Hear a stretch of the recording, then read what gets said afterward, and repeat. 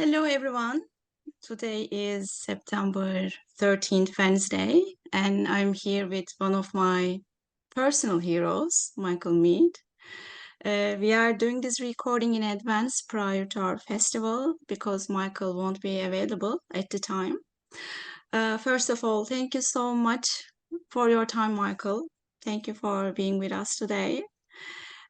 So please forgive me if I stumbling over my words a little bit. I'm very excited that I'm actually meeting you in person. And let me introduce you a little bit. You are a renowned storyteller, author, and scholar of mythology, anthropology, and psychology. You combine hypnotic storytelling and spellbinding interpretations of ancient myths with a deep knowledge of cross-cultural rituals.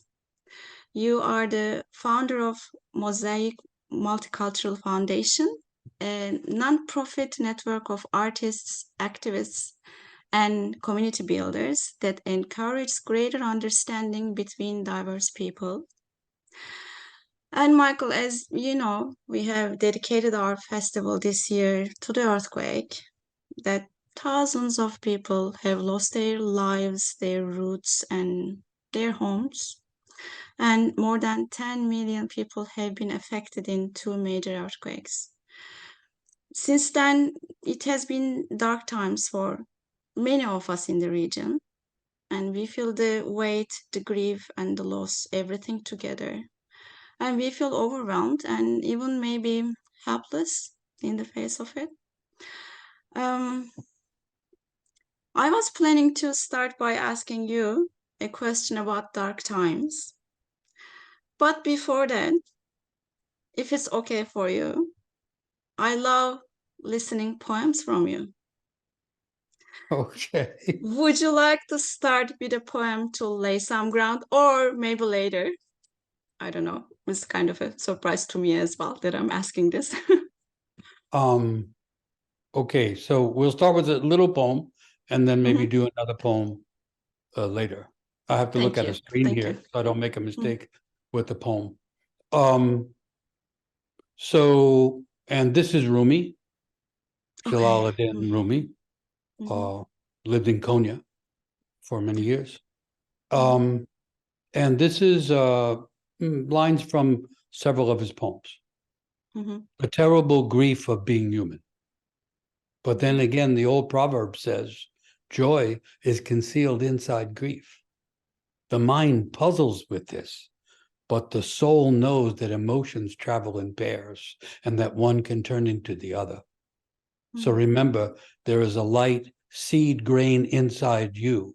You fill it with yourself, or it dies. So, not to in any way diminish the grief that everybody is still Yes. experiencing and now experiencing Morocco, Libya, and Yes. Yes. Hawaii, and so on, because we're living Yeah. in that time. But Mhm. also the reminder that the soul knows how to survive and the soul is not easily overwhelmed. Now, Mhm. the ego, the part of ourselves that thought we knew what was going on, that part is overwhelmed and devastated. Mhm. And Yep. then, yeah, and I couldn't agree with you more. We live in the dark times. And there's another old idea that I like that says that it's the same to live in a tragic time as to be in a tragic place. So when we get the news of what happens in Turkey, what happens wherever it happens, we feel it. The natural compassion of our own Mhm. hearts feels it as if we know everybody involved. That's natural. And Mhm. and so we're living at a time when we actually feel the agony of the earth Mhm. quaking, and the people of the earth. We're in a kind of agony, and in a way, we're also in a kind of a funeral march because of Yeah. all the tragic deaths, and at the Mhm. same time, we're losing species, Mhm. and at the same time, we're losing ecosystems, and Mhm. and we can't help but know it, and also there is no simple way to carry it. It is Yeah. overwhelming at times. And therefore, Yeah. I think we're forced to go to other places, mostly deeper and deeper inside ourselves, where we Mhm. find Mhm. that there are surprising hidden resources that don't remove the pain, but they do alter it and give us different ways of seeing the world, perhaps. Yeah. I think you answered it partially, but to go deeper, when we get stuck and paralyzed in these dark times, and how do we find a resolution in the middle of it? Like how we are going to stay awake and alter it, as you say. Mm-hmm. Well, I think being stuck is part of it. And then strangely, what I've learned from stories, literally from stories, is that the place of being stuck is next to the place of changing dramatically. So if we accept the stuckness and say, I'm stuck now, I'm stuck. Yep. The world I thought I was going to be in is gone. The dreams I had may be gone. And once we accept it, then we're actually closer to change than most people. Yep. Most people don't change because they actually don't accept the deep need to change. Being stuck is often, what's that old saying? Sometimes the obstacle is in the way, and sometimes the obstacle is the way.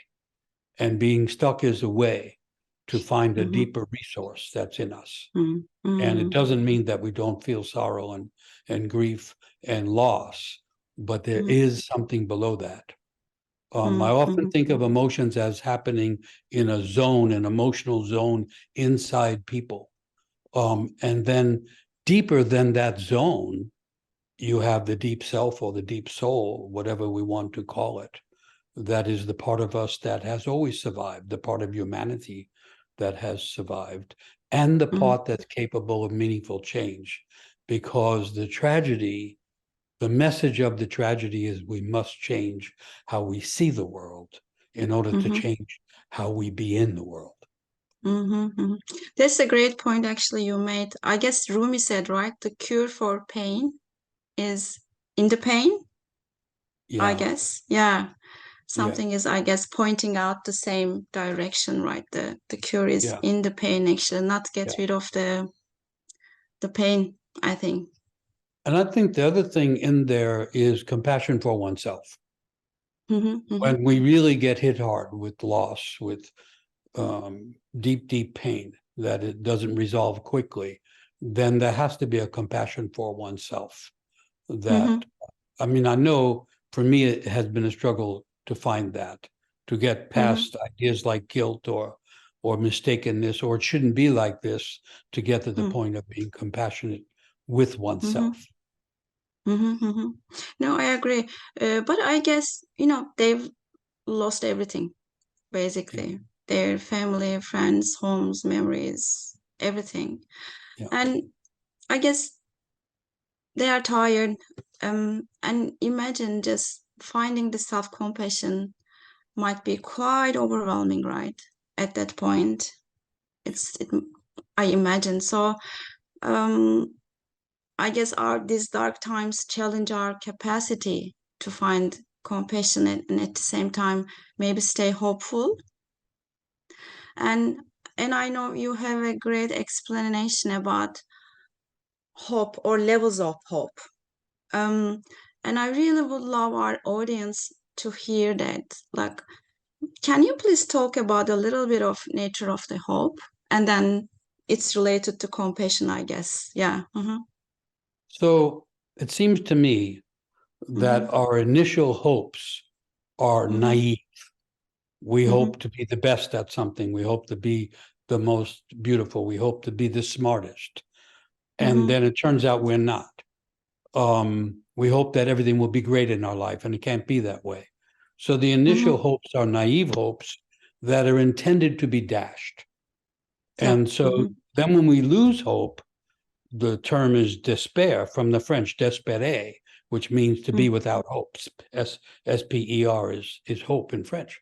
And to be without it is to be in despair. And that involves that stuckness, but also a kind of blindness. And then below despair, in the darkness, in the dark times, the eyes begin to see. And so I think of it as the inner eyes of the soul opening, and we see from a deeper place.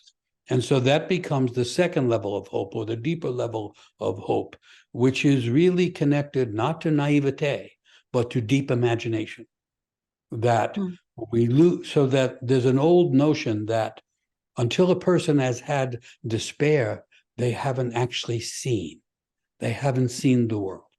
And so I consider or imagine that we're in a collective rite of passage. Mhm. And in every meaningful rite of passage or initiation, there is a descent, and a descent into darkness. And then it's in that darkness, which is the place of not knowing and not seeing, feeling helpless and lost, then the deeper eyes of the soul open, and we begin to see from the place of imagination. And from there, we get a renewed hope, but not naive hope. And that's why I say it's really like hope impregnated with imagination, not predictable hope. I'm not even sure it's the word hope. I don't know. But I know that there is a place beyond despair. And there's another old idea that says there's three kinds of people in the world. The first kind of person says, I am for myself. What's mine is mine, and what yours might be mine. I'm about me. That's a very limited person who can lose everything because they were attached to the wrong things. The second kind of person recognizes that if you do well, I also do well. That there's a kind of, they call it now the win-win. Everybody wins. And that's a beautiful thing. And from there, you get charity, human charity, you get organizations that help people out, and all that's great. But what I've noticed is under great pressure, that second level collapses. And then people either go back to it's all about me, or they go deeper. And the third kind of person is the one that awakens from that darkness and sees from the place of darkness the kind of light that can open a new way to go. And so, again, not in any way to diminish the pain and the grief that people are feeling, but also to say that we are in a time where radical change is required.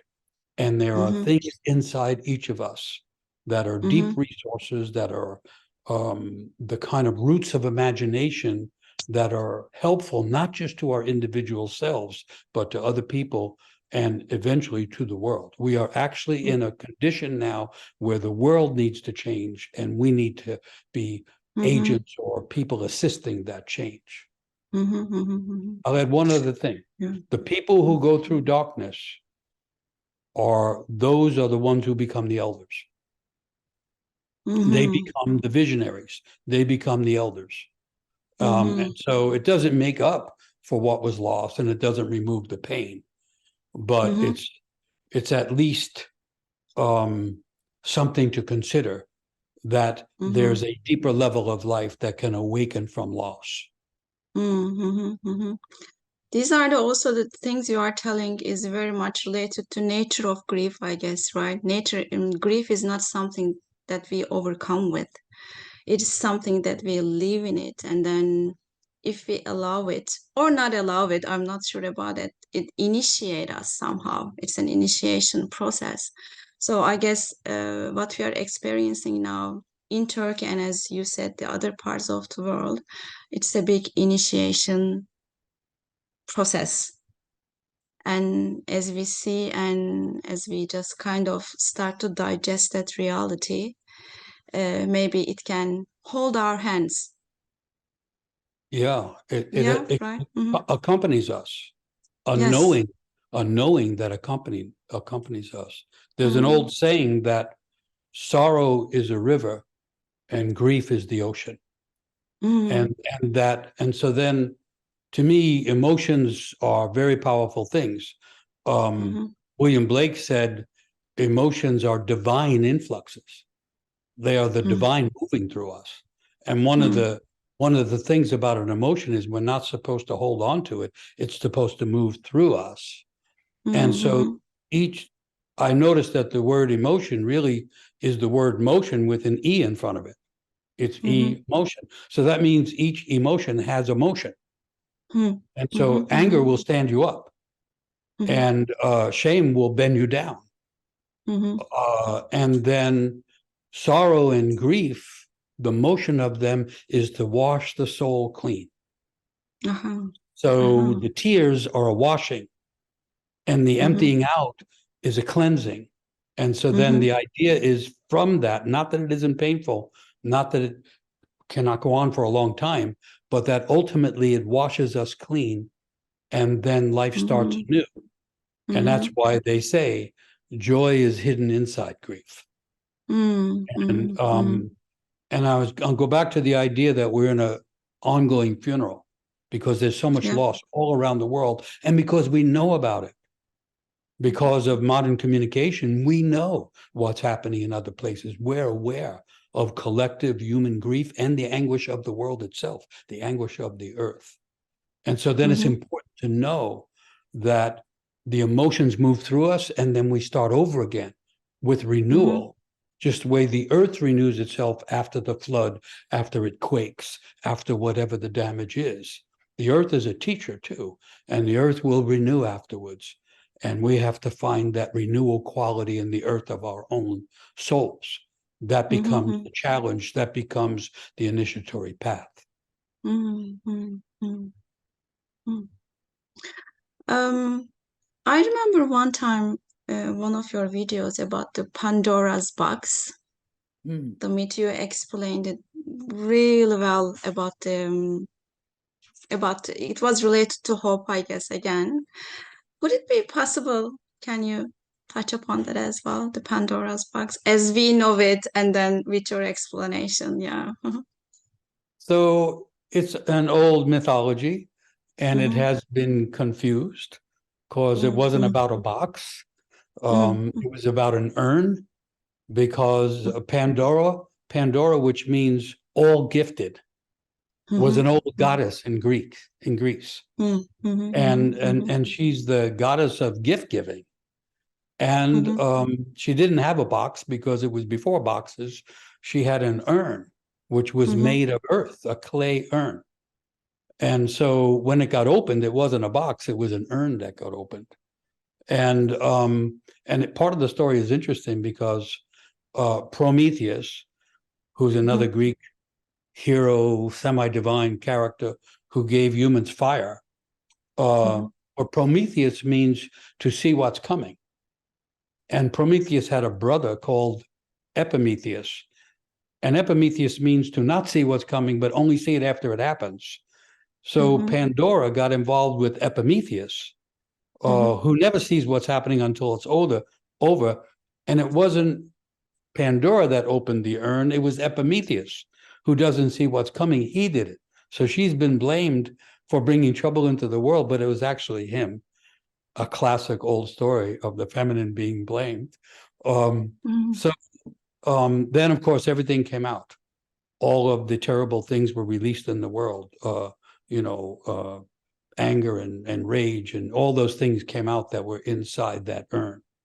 But at the bottom, they say, or under the lid, was hope, but not that first level of hope, the deeper hope that comes after all the trouble. So it's the same story. That after all the trouble happens, after all the problems are awake in the world, then this other hope comes. And I think it's important to remember that Pandora is the goddess of giving gifts. And so that means that she's connected to the trouble, and she's connected to the gifts that are found in the trouble and after the trouble. And so, yeah, we're living in Pandora times. The box is open, the urn is open, the troubles are apparent all over the world. And therefore we have to know there are deeper gifts, just the way gold is hidden in the earth. There's gold hidden in the earth and depths of each person's soul. And we have to find those deeper gifts now. And that's also what the initiation is about, is awakening to a deeper sense of humanity, where humanity is not at odds with nature, it's connected to nature. Human nature has always been connected to nature, but it's only when we lose the things of the world that we begin to find those deeper connections. So to me, that story has deep hope in it, not simplistic hope. Yeah. And I guess as humanity, like the deep part of our soul is just, you said, just know everything. But still to reach that part, okay? I know there is no simple recipe for it to reach that part. I'm sure it's not like 1 + 1 = 2, but yeah, unfortunately. Um, how we can get help from the myths to reach that part of the soul? Well, one thing I think of is dreams. Hmm. So humans dream, and maybe many people don't remember their dreams, but they're still dreaming, because if you stop dreaming, you die. Dreams are connected to the source of life. And so dreams will often show a person how to find their way out of darkness. So that's one idea. The other thing I think of is practices, that along with all the old initiations and rites of passage, people always learned practices. And so it's very hard to become a full person, to become an awakened soul without practices. And the practices go in two directions usually. One is the internal practice, the meditation, contemplation, the inner road, which leads to quiet and stillness, which people need to find stillness after they've been caught in the earthquake and every other kind of trouble. That's one place to go. But the other place goes the other way, it goes out into the world with the expression of the deep soul. And all of the arts were originally practices of the soul. There wasn't the music industry. There was the soul of music before it became an industry. Art wasn't in the museum. Art was being made in front of everybody every time a ritual was needed. And so part of the renewal is finding the practices that allow us to express what we need to express and allow us to find deep places of solitude and peace and quiet. And so practices. I was thinking when we were first talking about, there's an old idea that what we cannot digest mentally and what we cannot carry emotionally, we put it in a song. And I don't mean a popular song. We put it in a chant. And so people used to chant in order to just move the weight of the world, in order to move the kind of barrenness that comes with losing loved ones. So there are all these things we can refine, chanting together, doing ritual together. I mean, one of the things that people used to know is when a tragedy occurs, a ritual is required, more than one. And then a year later, another ritual that recognizes that loss. And so I think now we're invited to recall how to make community rituals, how to make proper funerals that really help us fully grieve and let go. I think we're in that. That's part of the creative stage of the rite of passage that we're in. Funeral is actually itself, now it's an industry, as you said, especially in the Western communities. But before that, it's a ritual, right? It's a ritual to let go. It's a ritual to acceptance, and it's a beautiful ritual, I guess. Funeral, they think, might be the original ritual. When people realize, oh, there's death. Oh, we lose those who die. We have to do something. And so funeral has to do with grieving properly, getting into grief and sorrow and feeling loss. But it also has to do with letting go. Because if you hold on to the grief, it turns to stone. That's the old saying, too much grief makes a stone of the heart. And so we have to feel it and then we have to release it. And then a really key thing in funeral is usually you do some kind of burial. And I know that in recent years with all the disasters, but also with COVID, people couldn't do funerals. Exactly. Well, you bury something. You can bury something that represents the loss. And then in funerals, it was never done once. A funeral would be returned to you. You would do the funeral for that person again. You would do the funeral for that occasion again, because until it is washed through the soul. And then funerals were always involving all the arts. So that funerals involve the making of beauty. And then the last part of the funeral is to go back to the living. Those who survive have to find their way back to the living. Being kind of stunned with death and being kind of stunned with loss is supposed to be moved and released so that those who survive can go back to living in a meaningful way. I mean, I've known too many people who carry corpses and therefore can't move forward. The old idea is you have to keep letting those who have passed be in the other world. And from there, they can help us in this world. That was one of the old ideas. You know, the idea was when a person dies, there's three things to do. You pray for them, you sing for them, because when you sing, they get their rhythm in the other world, and you weep for them. And when we weep, they see the world through our eyes. And that releases them from the world, and that releases us to the world. Those are some of the ideas that people used to have that I find really meaningful. I totally agree. In the earthquake areas as well, they couldn't find their bodies, the beloved bodies, and they couldn't make funerals. And so I guess it's a big, still, it's a big need in that area to have the funerals and then to do it again and then to do it again. And I heard it in, I don't know the source of it, but every death requires 3 funerals, at least minimum 3 funerals. Like, this is what I heard, and still stays with me. And I totally agree on that. Yeah, totally. You mentioned like a contemplation as well, right? So as far as I understand from what you are saying is that action and contemplation together, right? And then how about contemplating on death? So what are the values of it, or do you see any values of it? Like, where do you put death in life? Well, here's an interesting thing. So I've studied initiation ritual from around the world for many, many years, because of my own losses and my own struggles. But until modern times, every young woman, every young guy would go through an initiation in which they were introduced to death.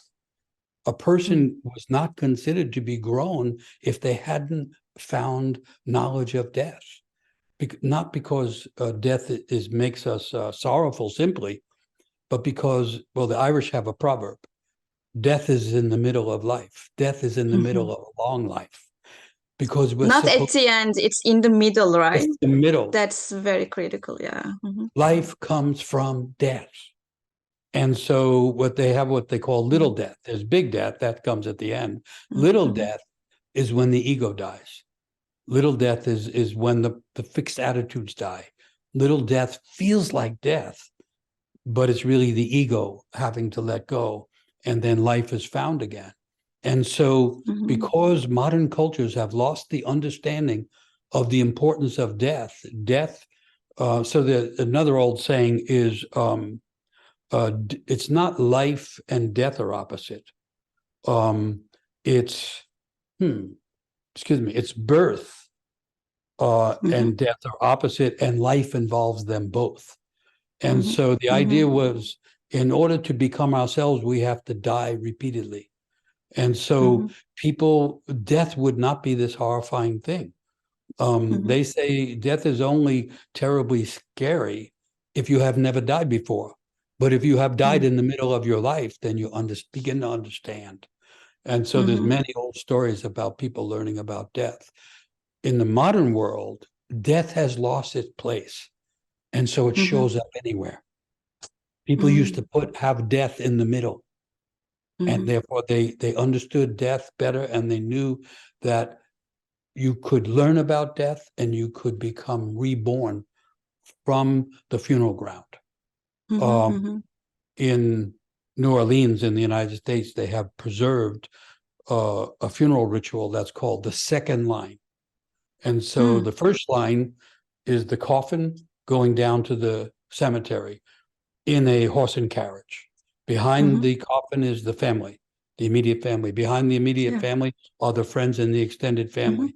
Behind them is the band, the musicians, playing the dirge, playing everybody down in a descent to the cemetery.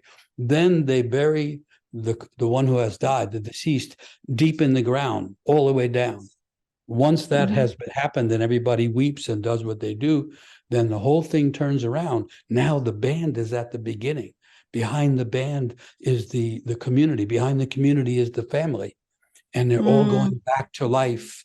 And that's why they used to have a party after the funeral, because those who are alive have to go back to life. It doesn't mean we don't have sorrow. It doesn't mean we know loss. It means we go back to life anyway.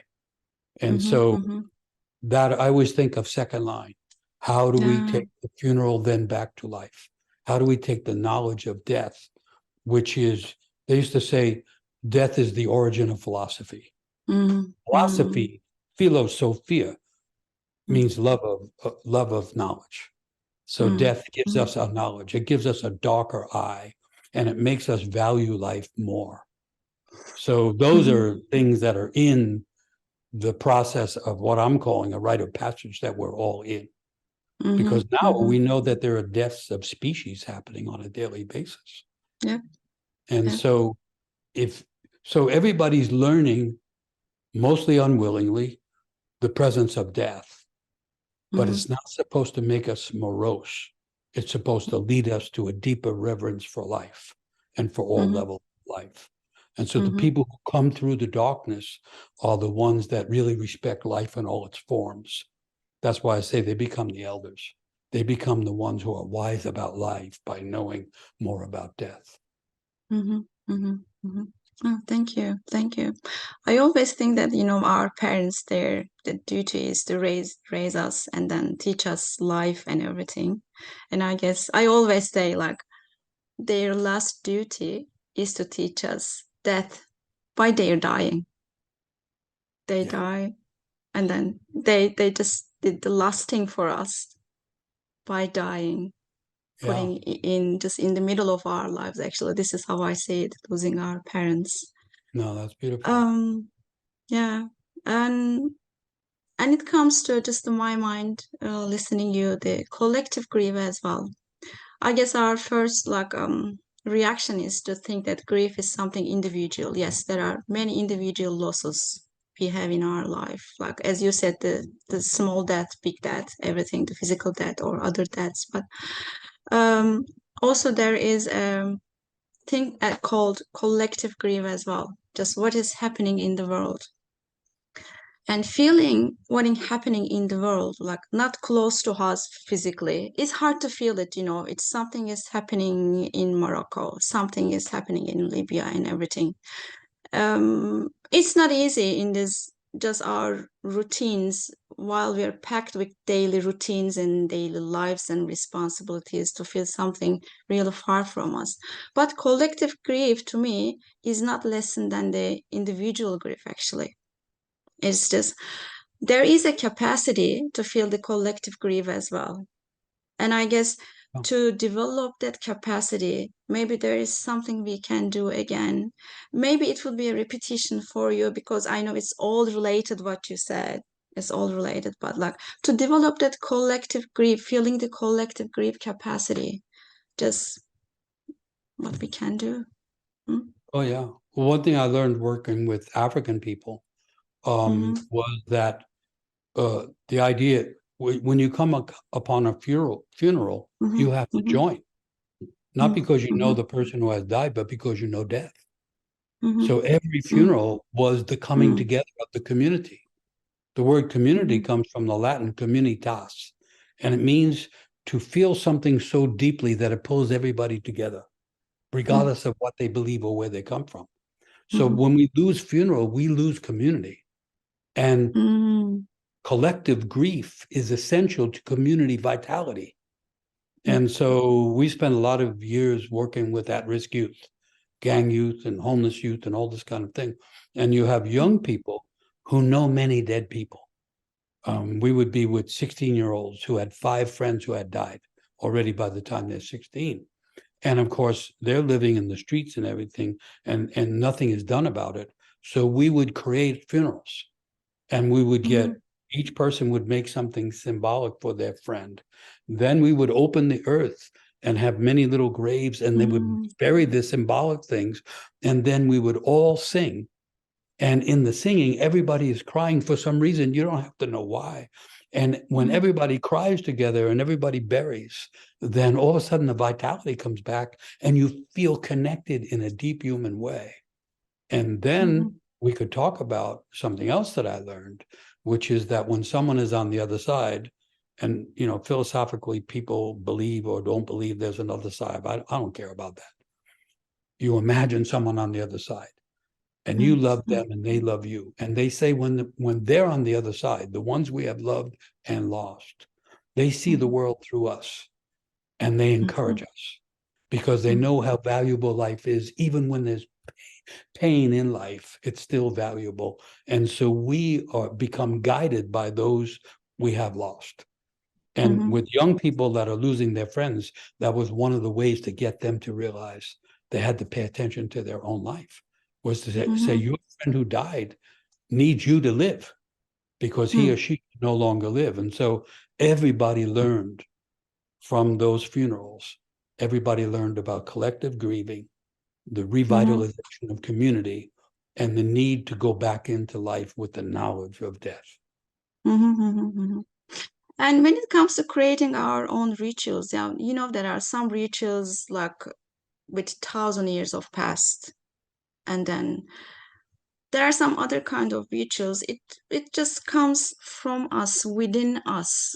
And then what do you think about that individual rituals, that creating individual rituals? Oh, yeah. Rituals have always been tradition affected by the creativity of the moment. The creativity has kept the traditions alive. Then sometimes the traditions get frozen and people say it has to be this way. But that's a misunderstanding. A living tradition changes as life changes. And so that's a great. the other thing, and I learned this also from working with different kinds of people, is what I call bone memories. In our bones, we have the memory of how to do rituals. So it isn't creating it like I'm doing it. It isn't creating it like the ego is trying to look good.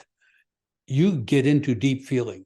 You get into creative work, and something comes from the bone, the memories, the bone memories that says, here's how we do it. And the other thing I would say is most powerful rituals work with the elements of the world. That is to say, fire, water, earth, stone, and nature. Something like that. There's usually 5 elements. And if a person is engaging those elements, then it won't be egotistical. Then it can be essential, connected to the earth, connected to nature. There's a whole, we're going to have to learn the ritual world again, because that was the way that people rekindled the feeling and the imagination of human community. And now when people are more and more isolated, literally isolated with their own devices, we need to be together more. And death was always the thing that brought everybody together, but also tragedy of any kind. But then when you get together, you take advantage of the emotion, you take advantage of the sorrow and the pain, and you do healing. And when you do healing in a group, everyone gets the benefit, each in their own way. And everybody knows that we're all in it together at that deep level of what they used to call communitas. Yeah, what I realized actually in the grief works, all kind of grief works, sometimes it doesn't matter which story you have, just coming together is the healing process. Just coming together with other people carrying all sorts of grief, and being together is the healing itself. Not what kind of a grief you are carrying, and being together is the biggest part of it. And then you mentioned isolation. I can't agree more. I can't agree more.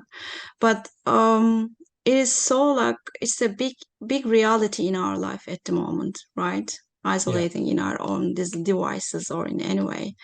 How do we just like not forget the old times or the rituals, and how do we? Sometimes I feel really overwhelmed when I think about it. To me, it's not a question, it's a statement.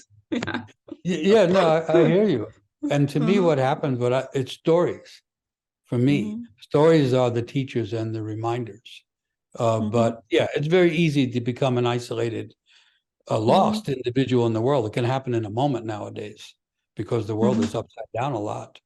And but again, I'll go back to the idea of practices, and that we're not really the Western idea that we're each an individual, existential individual, it's not a very good idea. The most common traditional idea is that we're never alone, that we're always in touch with nature, or I like this idea. I didn't like it when I was a kid, but I like it now. The idea of like a guardian angel, the idea like there's a companion spirit in our life, that when we feel that we're not alone, even if we're by ourselves.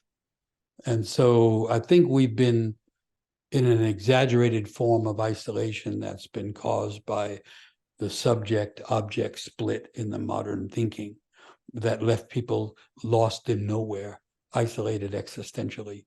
And we're told that the cosmos doesn't make sense. We're in an accidental universe. And if the universe is accidental, we must be accidental beings. That's a big damage, a big loss to happen at the level of the soul, besides the fact that it's not true. It's a misunderstanding, and that we're really secretly connected to each other, but also connected to nature. I love in the native traditions in the United States, they had what they called the second soul. And the first soul was the body soul, the living soul. But then when you go to sleep, the second soul awakens and it travels in the dream world, but it also is connected to nature.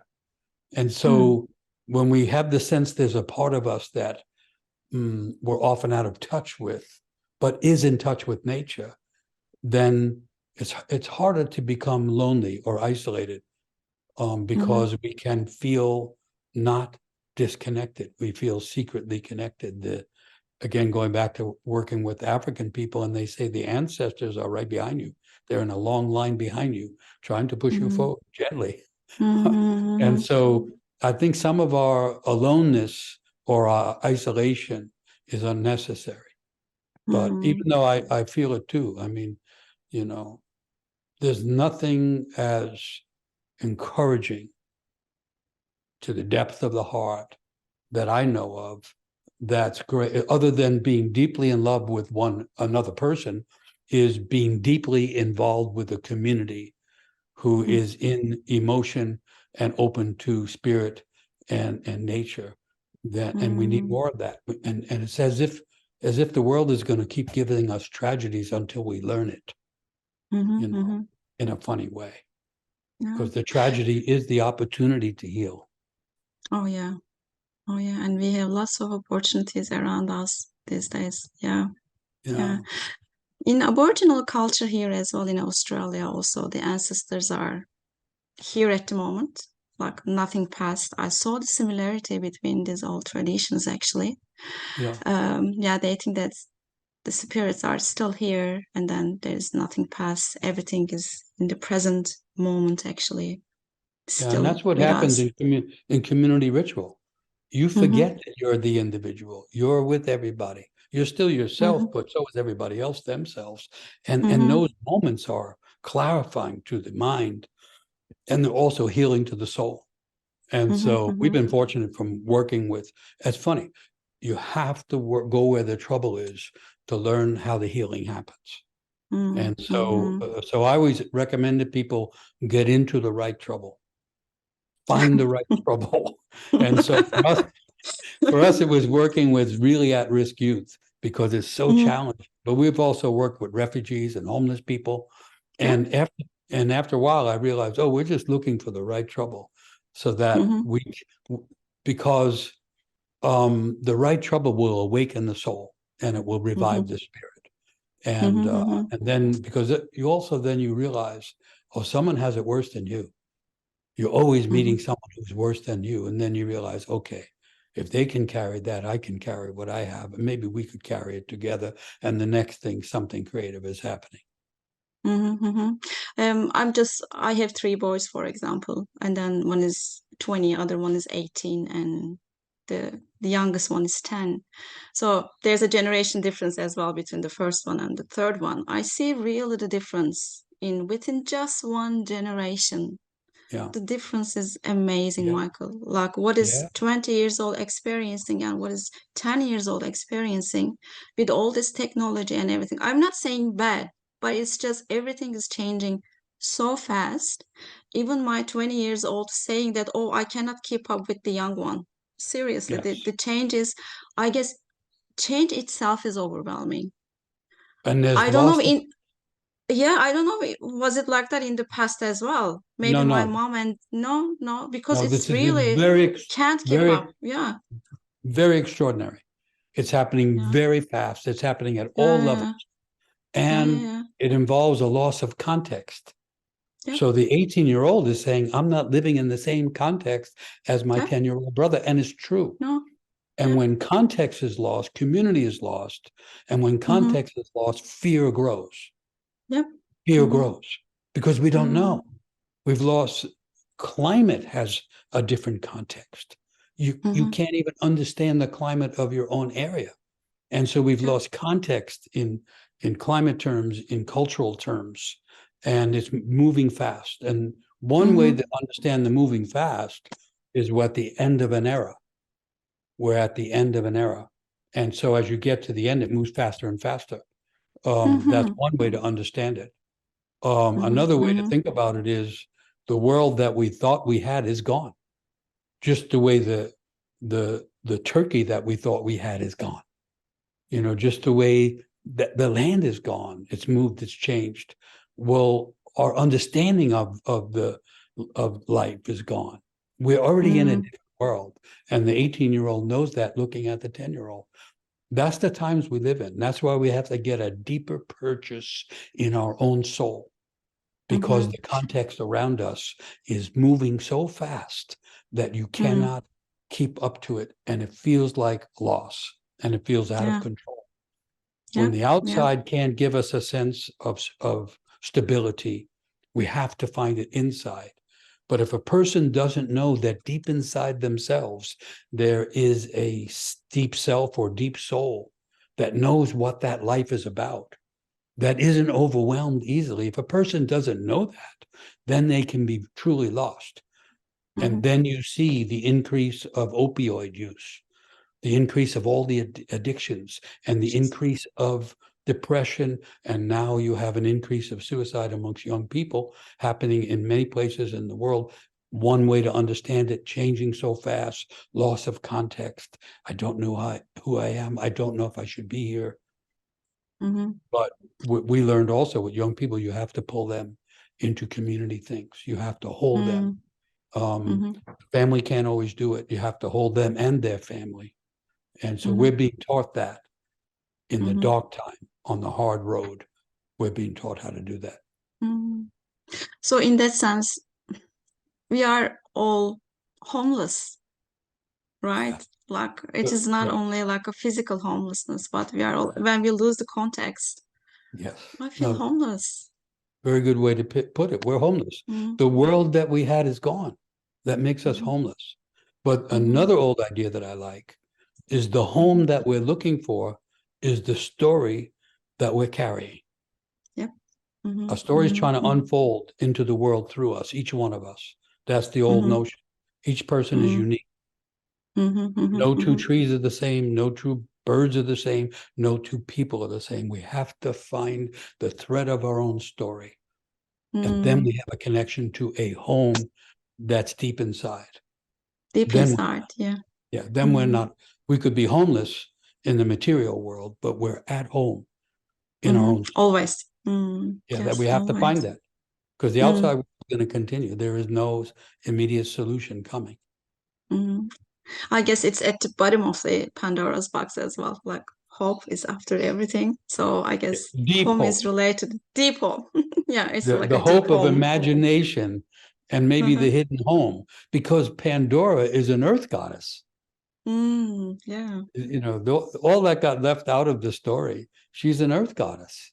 That's how she Mm, has all the gifts to give. She's a version of Mother Earth.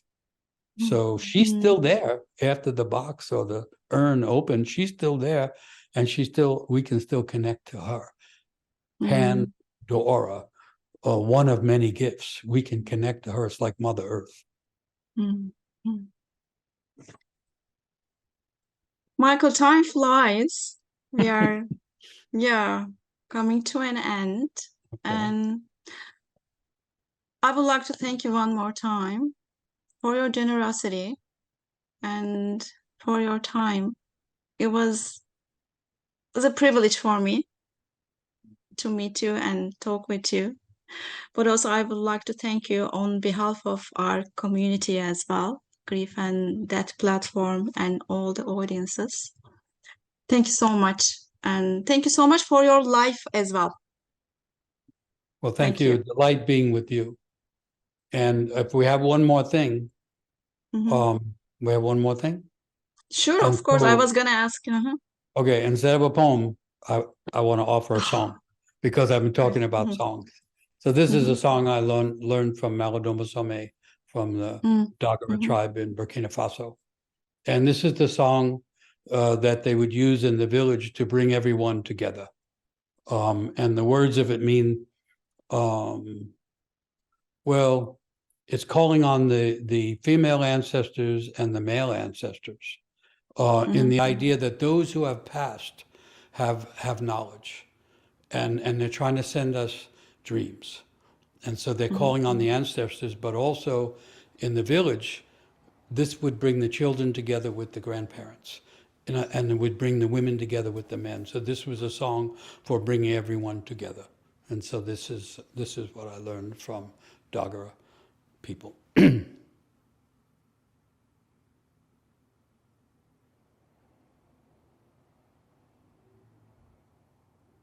funny, another song is coming into my mind.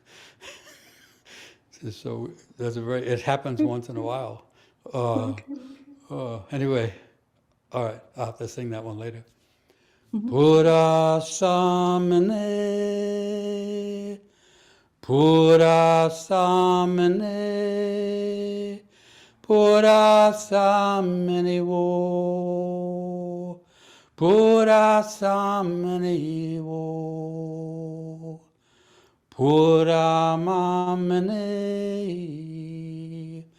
pura mamane, pura mamane wo, pura mamane wo, pura samane, pura samane,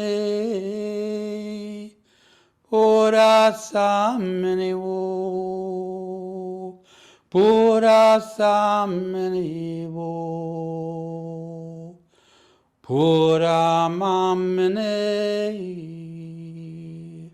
pura mamane, pura mamane wo, pura mamane wo, pura samane, pura samane, pura samane wo, pura samane wo. The last verse is always sung to the grandmothers, which is also like singing to Mother Earth, because all life came through the grandmothers and through the mothers and continues to come through Mother Earth. And last verse is to the feminine, to the mothers.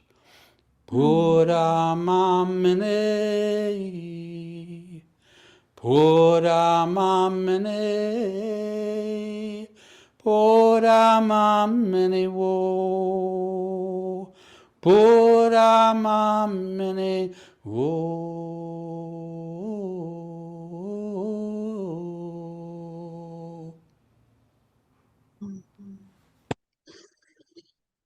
So. Tears in my eyes. Thank you. Okay, thank you. Great to talk with you. Good luck with the work. Thank you so much, Michael. All right, well. Thank you. Okay, bye.